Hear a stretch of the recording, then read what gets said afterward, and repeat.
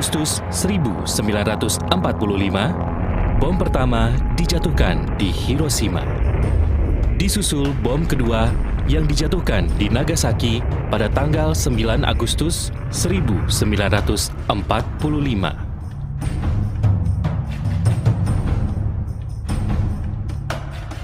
Kedua peristiwa tersebut memaksa Jepang menyerah tanpa syarat kepada sekutu.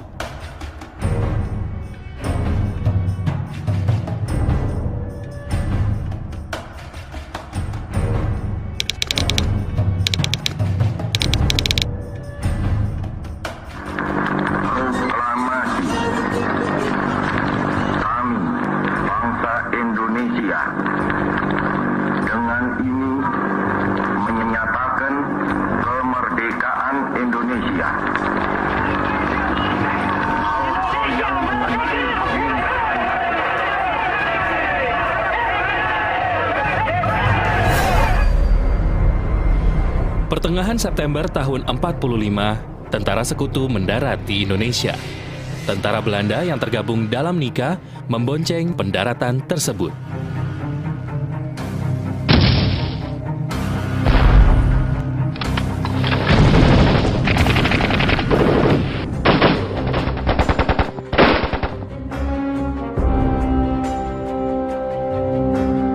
Sepanjang bulan November tahun 45, terjadi perubahan sistem pemerintahan dalam negeri Indonesia. Melalui beberapa keputusan, terbentuklah Syahrir sebagai Perdana Menteri Kabinet Republik Indonesia yang kedua. Sejak saat itu, pemerintahan RI mengambil jalan perundingan untuk menyelesaikan berbagai konflik dengan Belanda. Perundingan yang dilakukan tidak membuat Belanda menghentikan teror terhadap Republik Indonesia. Kemudian kondisi di Jakarta sebagai ibu kota pada waktu itu dirasa semakin tidak kondusif. Melihat hal tersebut, keselamatan para pemimpin negara menjadi prioritas, sehingga perlu ditempuh langkah-langkah praktis untuk mengatasinya. Dalam sidang Kabinet Republik Indonesia yang dilaksanakan pada tanggal 3 Januari 1946, diambil keputusan bahwa Ibu Kota Republik Indonesia untuk sementara hijrah ke Yogyakarta. Tanggal 3 Januari 1946, lokomotif C2849 buatan Jerman menarik dua gerbong kayu IL-7 dan IL-8 yang ditumpangi Presiden dan Wakil Presiden pertama beserta tokoh penting lainnya menuju Yogyakarta. Tanggal 4 Januari 1946, rombongan kepresidenan sampai di Stasiun Tugu, Yogyakarta. Kedatangan orang nomor 1 Republik ini disambut oleh Sri Sultan Hamengkubuwono ke-9 dan Sri Pakualam ke-8 beserta pejabat setempat.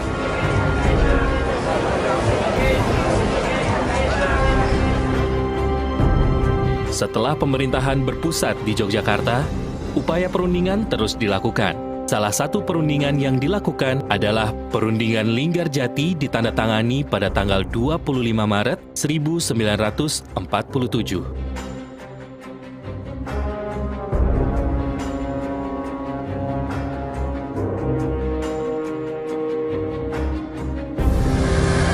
Berbagai perundingan yang dilakukan pemerintah Indonesia dan pemerintah Belanda tidak menemukan titik temu perdamaian. Penafsiran sepihak oleh Belanda menimbulkan perselisihan baru yang berakibat terjadinya agresi militer pertama pada tanggal 21 Juli tahun 47.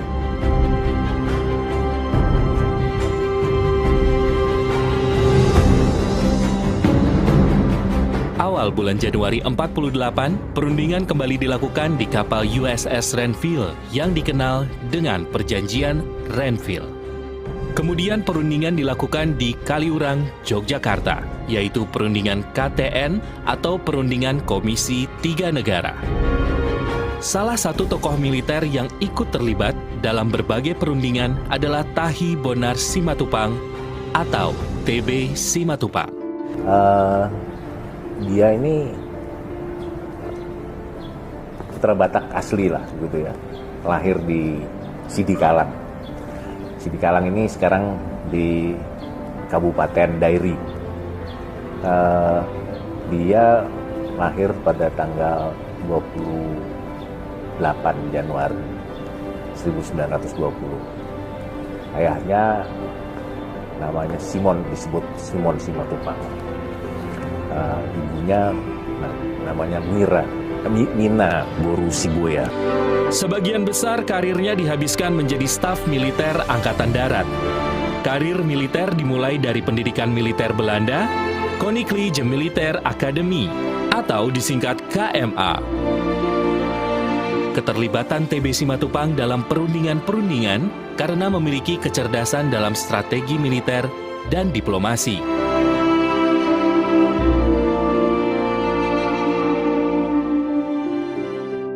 Mungkin kemampuan berbahasa ya. Kemampuan berbahasa, waktu itu kan perundingan banyak dilakukan dengan orang Belanda, ada Komisi 3 Negara. Nah, dia itu waktu sekolah, SMP, itu memang di situ udah ada bahasa, belajar wajib bahasanya itu adalah bahasa, dengan sendirinya bahasa Belanda waktu itu dan bahasa Inggris. Tapi dia angkanya rupanya cukup bagus, ya kemampuan seperti itu dengan kemampuan bahasa yang baik gitu ya, dan dengan latar belakang pendidikan militer yang baik, dengan sendirinya dia bisa lebih mempunyai kemampuan untuk melakukan perundingan dan negosiasi militer kira-kira. Tanggal 19 Desember 1948, Belanda tidak mengakui de facto Republik Indonesia dan tidak terikat lagi dengan persetujuan Renville. Pukul 6 pagi, Belanda menyerang Bandara Maguwo, Yogyakarta. Kemudian pada sore harinya, tentara Belanda berhasil menguasai Yogyakarta dan menangkap tokoh-tokoh penting Republik Indonesia. Di antaranya, Presiden Soekarno, Wakil Presiden Muhammad Hatta, Haji Agus Salim, dan KSAU Suryadi Suryadharma yang selanjutnya diasingkan ke Bangka. Dengan ditangkapnya para tokoh penting, maka TNI maupun pejuang lainnya meninggalkan Yogyakarta untuk bergerak mundur keluar kota dan melanjutkan perjuangan dengan cara bergerilya. Pusat-pusat perjuangan bukan lagi di markas besar tentara dan tempat para pemimpin Republik Indonesia, namun justru jauh di luar kota. Oleh karena itulah, pusat-pusat perjuangan rakyat dan kesatuan perjuangan lainnya tersebar di pelosok desa, hutan, maupun gunung dan bukit. Salah satu dari sekian banyak petilasan tersebut ada di Kulon Progo. Daerah tersebut meliputi perbukitan Borogunung, Kelurahan Banjarsari, Kecamatan Kalibawang, Kabupaten Kulon Progo. Di daerah ini terdapat markas MBKD Pos X2 menempati rumah Bapak Nitirejo.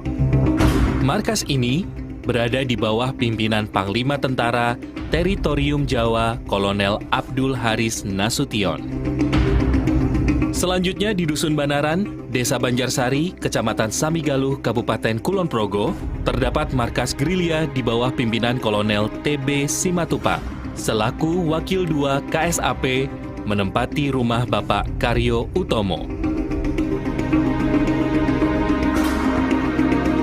Waktu itu tugas Kolonel TB Simatupang amat berat, harus mengatur hubungan dengan Markas Besar Komando Jawa, Markas Besar Komando Sumatera, dan Panglima Besar Jenderal Sudirman. Apa yang melatar belakangi pemikiran Pak Simatupang memilih tempat di Bantaran sebagai markas? Daerah itu strategis, Belanda susah nyampe ke tempat itu kan. Zaman perjuangan zaman dulu, Majapahit pun, Raden Wijaya pun katanya lari ke situ katanya. Kedatangan TB Simatupang dan pasukan disambut sangat baik oleh warga Banaran. Bersama warga di Dusun Banaran, tentara berbaur menjadi satu dan saling bahu-membahu berjuang untuk mempertahankan kemerdekaan Indonesia. Dapur umum yang dipimpin oleh Nyonya Karyo Utomo ini dibantu penduduk setempat dengan sukarela, setiap hari harus menyiapkan makanan setidaknya untuk 150 orang. Rumah Bapak Karyo Utomo dimanfaatkan sebagai markas Kolonel TB Simatupang untuk menyusun strategi dan berkomunikasi dengan pejuang yang lainnya. Banyak pemimpin perjuangan yang sempat tinggal di rumah tersebut. Antara lain, Ali Budiarjo, Moko Ginto, MT Haryono, dan tentara prajurit lainnya.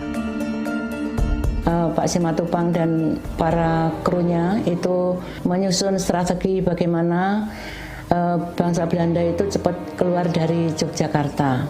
Di samping itu juga ada ajudan beliau, Bapak Arslan atau Pak Sulaiman, itu yang selalu menemani. Kemudian ada juga yang tinggal di daerah Duko, yaitu Bapak MT Haryono, yang saat itu menyampaikan pesan-pesan dari Bapak Simatupang ke Yogyakarta, ke Bukit Tinggi, dan ke India, dan lain-lain. Pada prinsipnya Pak Simatupang di situ menyusun strategi apa yang akan dilakukan pada saat itu. Selain rapat berkenaan dengan strategi militer, di tempat ini juga diadakan pelatihan kemiliteran kepada pemuda setempat dan menjelaskan situasi gerilya kepada warga desa. Untuk menambah pengetahuan warga desa, setiap hari Minggu diadakan pelatihan bahasa Inggris. Ali Budiarjo dan Sosro Pawiro sebagai guru.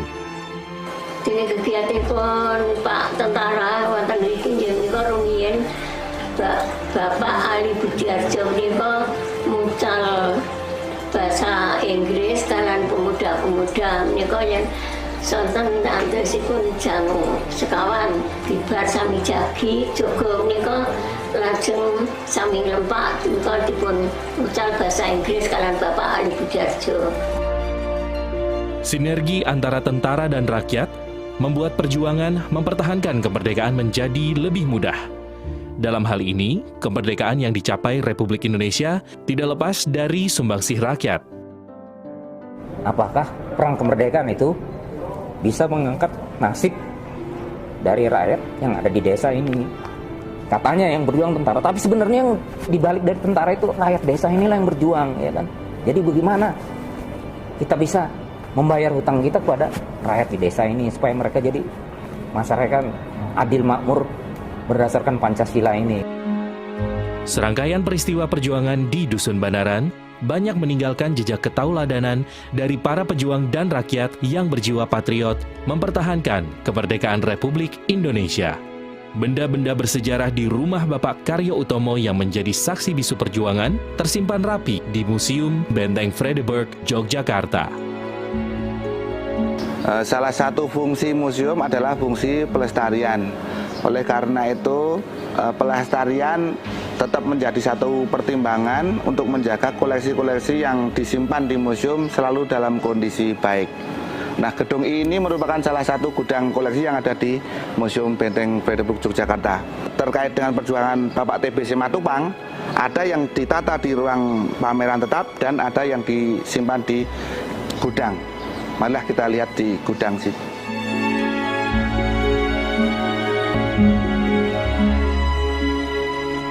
Sekarang kita berada di gudang koleksi, di mana gudang koleksi ini menempati gedung I yang dulu dimanfaatkan sebagai gudang mesiu.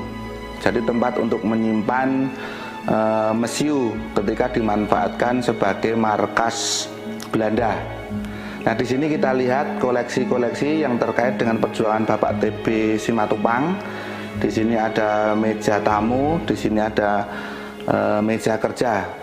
Nah, benda-benda ini merupakan saksi perjuangan Pak Simatupang. Bagaimana beliau harus menulis surat, bagaimana beliau harus mengkonsep bahan-bahan untuk perundingan, kemudian bagaimana beliau harus menyusun strategi terkait dengan serangan umum. Nah, untuk menjaga agar koleksi-koleksi peninggalan sejarah terkait dengan TB Simatupang ini, ruangan ini kita atur suhunya, kita atur kelembabannya, sehingga kondisi koleksi ini tetap dalam kondisi yang bagus. Nah, untuk melihat koleksi-koleksi yang ada di ruang pameran, malah kita menuju ke ruang pameran tetap di Diorama 3, di mana koleksi yang terkait dengan perjuangan Bapak Kolonel TB Simatupang kita sajikan. Mari.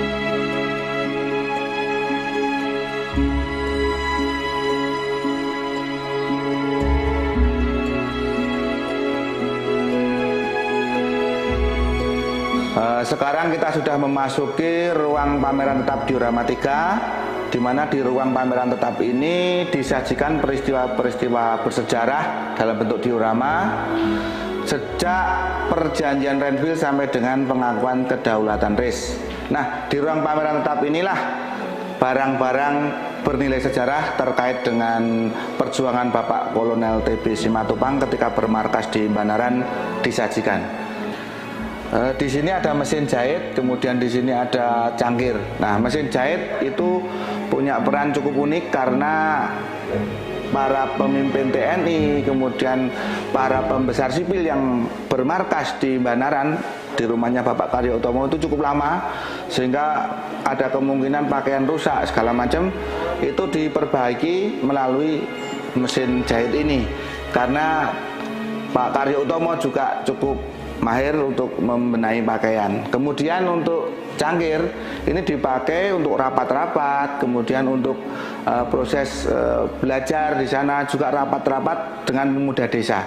Di samping itu karena waktunya cukup lama bermarkas di Banaran sekitar bulan Januari sampai Juli tahun 1949, di tempat Bapak Karyo Utomo ini juga tersedia seperangkat gamelan. Gamelan ini merupakan sebagian dari seperangkat gamelan yang berada di Dusun Banaran yang waktu itu milik Bapak Karyo Utomo sebagai dukuh di Dusun Banaran. Gamelan ini cukup memberikan hiburan bagi para pemimpin TNI dan bawahan Bapak Kolonel TB Simatupang karena dalam suasana yang cukup melelahkan karena menghadapi agresi Belanda kedua waktu itu. TB Simatupang telah banyak memberikan pemikiran-pemikiran untuk menyelesaikan persoalan tentara. Hal ini tidak lepas dari kegemaran TB Simatupang membaca buku-buku strategi perang saat masih muda. Bahkan Aha Nasution mengakui TB Simatupang sangat cerdas saat menjadi kadet Akademi Militer Belanda di Bandung. TB Simatupang berhenti berkarir di bidang militer pada usia 39 tahun dengan pangkat Letnan Jenderal. Berhenti bukan berarti berdiam diri.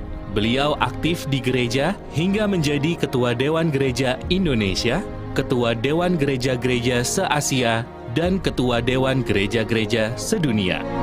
Selalu dia katakan gitu kepada kita anak-anak itu bahwa kita itu harus menjadi orang yang berguna bagi Tuhan, bagi negara, dan bagi keluarga. Itu yang selalu dia katakan dan selalu dia bawakan di dalam doa kalau kita berdoa bersama.